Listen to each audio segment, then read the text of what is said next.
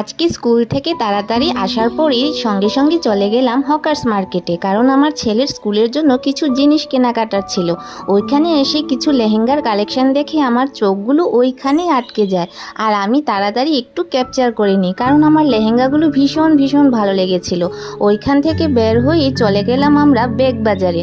Bag বাজারে গিয়ে আমার ছেলের জন্য একটা স্কুল ব্যাগ কিনলাম আর একটা পেন্সিল বক্স কিনলাম। আর এদিকে দেখো ছোট বাচ্চা মেয়েদের জন্য কি সুন্দর সুন্দর পার্স এখানে ঝুলিয়ে রেখেছে।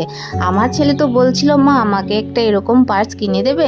তো আমি বলছিলাম, বাবা এগুলো তো মেয়েদের জন্য, তোমাদের জন্য এগুলো না। তো এখানে এইসব দেখার পর আমিও একটা পার্স কিনলাম, তোমাদের সঙ্গে বাড়ি গিয়ে ওইটাও শেয়ার করব। তো এখানে দেখো বাবা এখানে বিল পেমেন্ট করছে। তো আমরা বিল পেমেন্ট করে বের হয়ে যাব। সকাল সকাল আসায় এত একটা ভিড় ছিল না, যেহেতু এখন চৈত্রর বাজার, চৈত্রর মেলা, রিডাকশনের এখন সময়, কিন্তু সকালে আসার জন্য এখানে কোনো ভিড়ই পাইনি।